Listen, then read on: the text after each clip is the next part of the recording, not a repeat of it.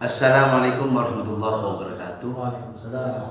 Sahabatku dimanapun Anda berada, terkhusus kepada sahabat Suramadu Global yang saat ini lagi santai, lagi menikmati secangkir kopi ataupun rokok. Selamat, salam sejahtera untuk kita semua. Alhamdulillah, saat ini kami sedang bersama dengan salah satu tokoh muda yang sangat luar biasa, yang sangat menginspirasi bagi kalangan santri. Karena tema pada saat ini bahwa santri serba bisa. Yuk kita tengok seseorang yang bisa dapat menginspirasi di depan saya ini adalah beliau adalah salah satu santri yang saat ini menjadi salah satu hakim yang berlokasi di Kabupaten Pamekasan. Beliau asli dari Sampang, putra Sampang. Saat ini beliau sudah sukses melanglang buana. Sekali lagi bahwa beliau adalah santri yang tidak pernah terfikirkan di dalam benaknya ingin menjadi salah satu hakim. Tetapi sekarang beliau menjadi salah satu hakim di Kabupaten Pamekasan. Alhamdulillah. Mudah-mudahan dengan adanya ini, channel ini bisa dapat memberikan salah satu edukasi, motivasi, dan juga bisa memberikan salah satu contoh lah, kurang lebih seperti itu. Selamat datang sahabatku. Siap. Perkenalkan dulu. Baik, saya Ishak Wira Budiawan, biasa dipanggil Aman. Saya di Pamekasan ini sudah melanglang buana sudah keempat kali, kabupaten yang keempat kali. Masya Allah. Awalnya di Atambua, Kabupaten Atambua. Atambua itu sebelah berseberangan dengan negara Timur Leste. Masya Allah. Sebelahan dengan Timur Leste. Jadi seperti ini, seperti yang berhubungan dengan tema kita saat ini. Memang saya dulu dibesarkan di keluarga yang semi agamis, nasionalis juga bisa, karena di dalam itu masuk semuanya. Sekolah secara pendidikan saya juga pernah di SMP, SD, SMP umum. Namun setelah itu di dalam benak saya, dalam pikiran saya ingin ingin punya pengalaman yang lebih. Apalagi saya merasa bahwa secara ilmu agama saya sangat kurang. Karena itu kira-kira tahun 96 saya pindah dari SMP, SMA, aliyah di Jombang. Pasnya itu di Ibrahim Ulum Tabras Jombang. Masya Allah. Di sana saya lebih kepada umum saya ambil juga agama. Nah di sana pondok, pesantren seni modern. Saya 3 tahun saya di sana. 3 tahun ngambil, kebetulan waktu itu saya ngambil jurusan bahasa. Setelah 3 tahun saya tidak ada kepikiran sama sekali untuk kuliah, untuk bagaimana, karena di benak saya kata kuliah itu seperti suatu hal yang asing bagi saya dan belum pernah ada di benak saya. Habis itu karena saya tidak ada rasa keinginan untuk kuliah, saya pindah pondok. Saya minta izin ke Muhammadillahu, ke kiai saya, ke Ibrahim. Beliau, saya menyampaikan bahwa keinginan saya adalah saya ingin pindah pondok ke Langitan waktu itu. Ya otomatis sebelum saya pindah dan memilih memantapkan hati untuk pindah ke Langitan, saya istighfar dulu. Yang alhamdulillah yang ditampakkan oleh Allah itu di langit. Ya, saya izin ke Kiai, minta restunya ke Kiai untuk pindah pondok ke sana. Alhamdulillah, wafillahu Kiai Nasrul Rahim mengizinkan saya, akan sempat mendoakan saya keberhasilan saya. Tahun 99 saya pindah ke Langitan. Setelah saya lulus di sana, 99 saya ke Langitan. Nah, ternyata di Langitan itu karena murni salaf ya, jadi benar-benar membuka pikiran dan hati saya. Di mana-mana inspirasi saya memang waktu itu Kiai saya sendiri, ya Bapak Ketua kita. Beliau sering ngobrol dengan saya dan menemui saya walaupun tidak secara langsung, secara mimpi, sampai sekarang pun masih seperti itu. Jadi setelah itu saya diingatkan oleh bapak saya, Aina, kamu untuk zaman sekarang ini, kalau pengen kuliah mumpung sekarang, mumpung umur masih ada. Memang waktu itu kuliah kan kira-kira umur 19-20, dan saya waktu itu di Langitan saya sudah telat 3 tahun, 2 tahun setengah, 3 tahun. Tapi bapak saya terus memberikan semangat saya, ayo mumpung ada rezeki, ayo kuliah demi masa depan. Akhirnya saya bilang ke bapak saya mau kuliah asalkan saya dapat izin, dapat restu dari Kiai saya. Akhirnya bapak saya dengan saya sowan ke Kiai, Allah tahu ya, Kiai Haji Abdul Fakih. Dan alhamdulillah Kiai beliau menyampaikan bahwa hati-hati nanti waktu kuliah. Beliau merestui dan mendoakan saya. Ya alhamdulillah, setelah saya dari Langitan itu tidak langsung saya kuliah. Memang tujuan saya dan cita-cita saya di dalam pikiran saya ingin kuliah hanya di satu tempat, yaitu di Jogja. UIN waktu itu di IAIN Sunan Kalijogo. Di sana masih belum ada pembukaan, masih belum dibuka waktu itu untuk kelas untuk semester pertama masih belum buka. Akhirnya saya ingin sekali, rasanya saya ingin menikmati kampung bahasa Inggris. Nah, saya singgah di sana cuma beberapa bulan, 2-3 bulan, sambil menunggu pembukaan gelombang pertama untuk pendaftaran di IAIN. Saya singgah di sana. Saya belajar bahasa Inggris belajar bahasa Arab juga di sana ada. Pokoknya saya ingin menimba pengalaman ilmuwan, apalagi secara bahasa ya, karena bahasa itu adalah pintu kita komunikasi ke siapapun, itu adalah bahasa. Akhirnya saya di sana 3 bulan, baru saya berangkat ke Jogja untuk daftar ke IAIN Sunan Kalijogo.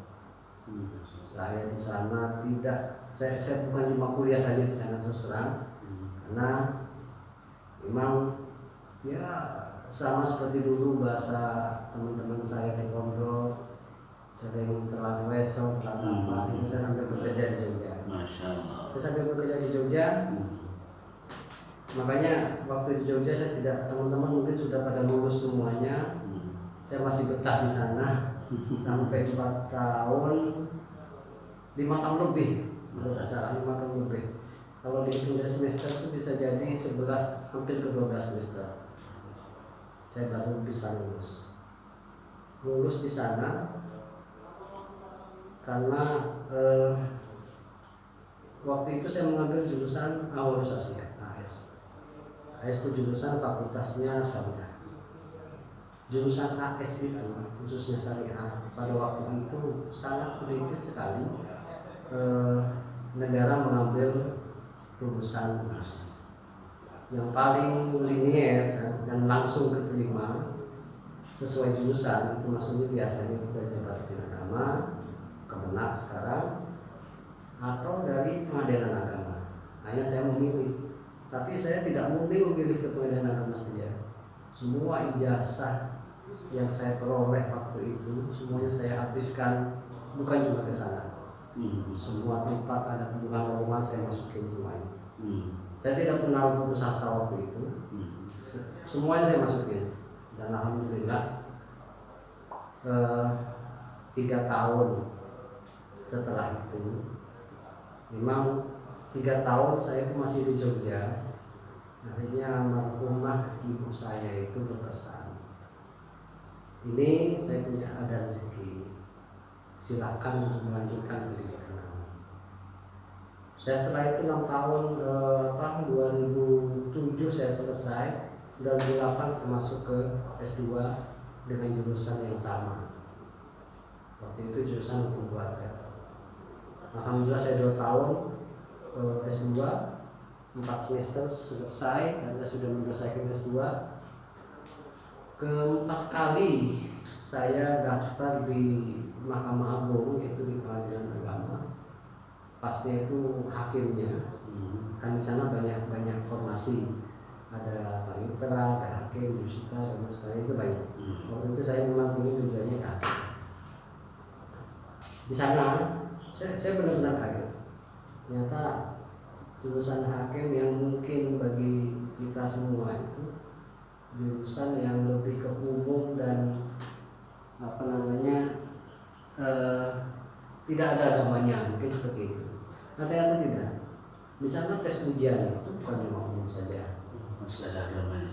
Kita disuruh tes kalau untuk masalah hukum positif atau perdata, hukum perdata, murni perdata, memang ya, itu sebagai patokan kita.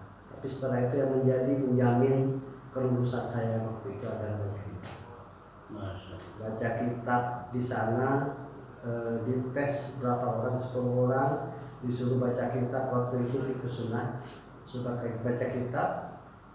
Saya dibuka pertama dan alhamdulillah saya lancar.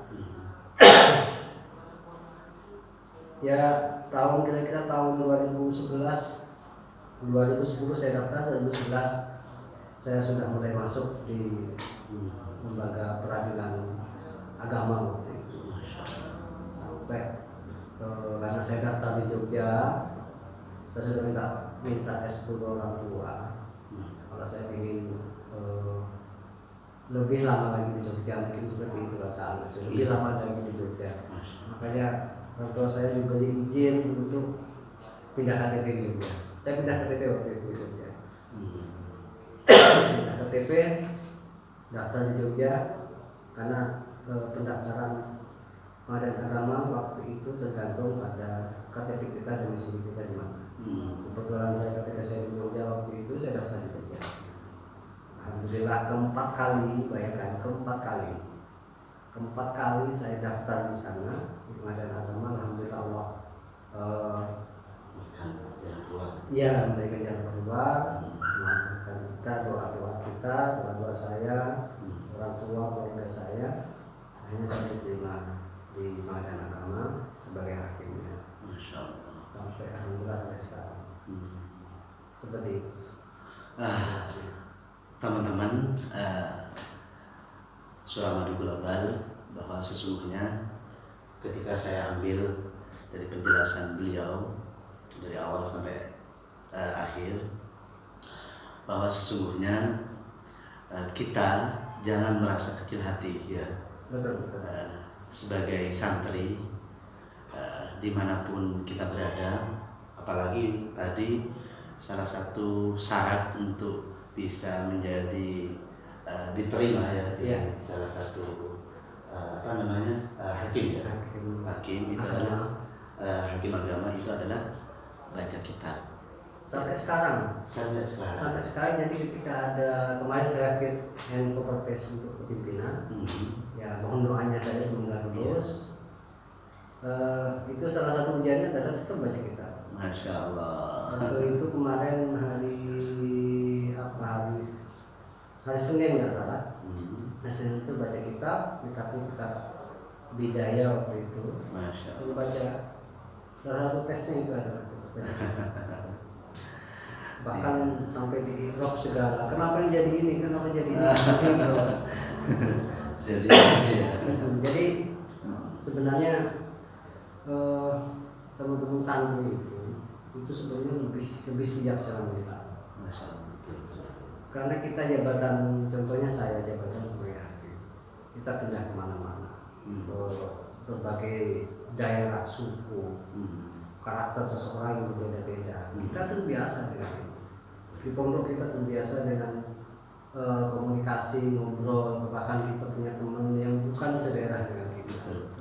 Teman dari mana, bahkan ada yang dari luar Indonesia, luar negeri. Nah, begitu pun juga santri. Ketika santri ditugaskan seperti saya, ditugaskan di luar daerah, yang belum pernah nginjak sekalipun di daerah sana.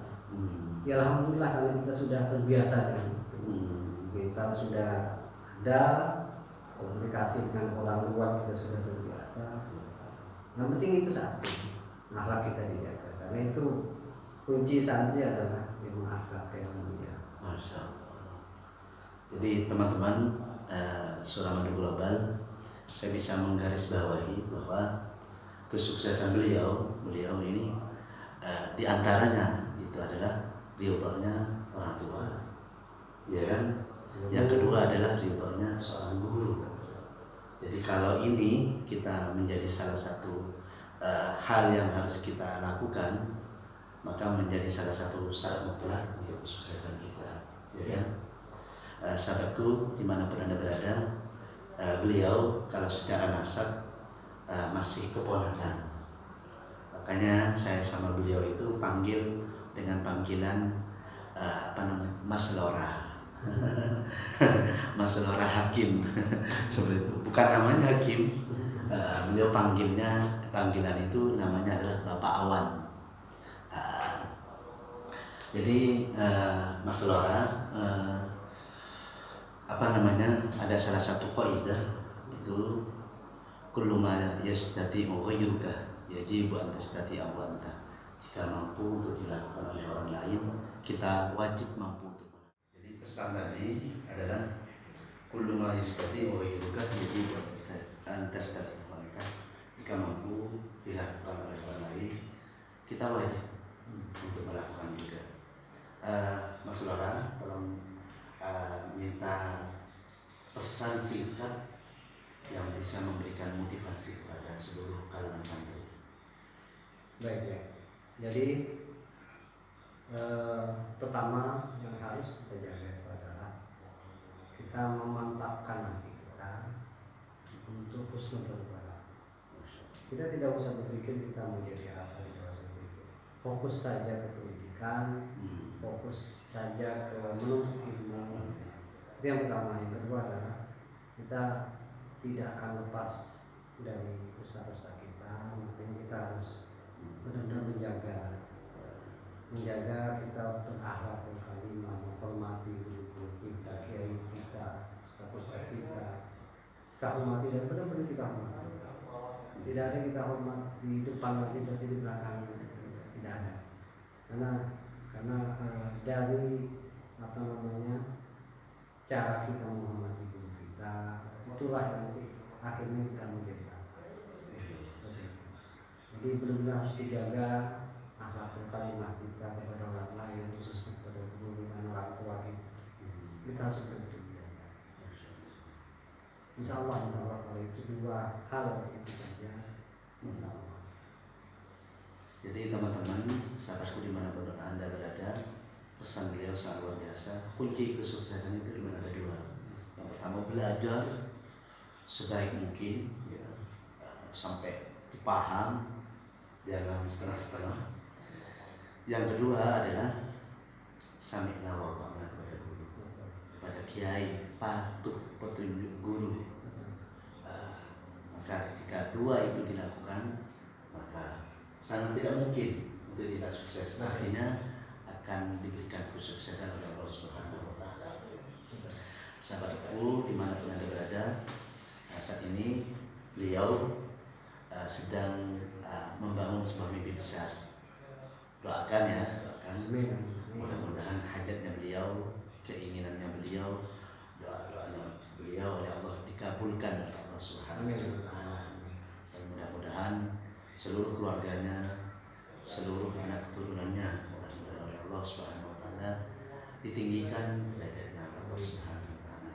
Dan semua sahabatku yang menonton dimanapun Anda berada, sahabat Suramadu Global, mudah-mudahan oleh Allah Subhanahu wa taala diberikan kemudahan segala hajatnya. Terima kasih kami sampaikan, kita akhiri. Assalamualaikum warahmatullahi wabarakatuh. Waalaikumsalam warahmatullahi wabarakatuh. Semangat.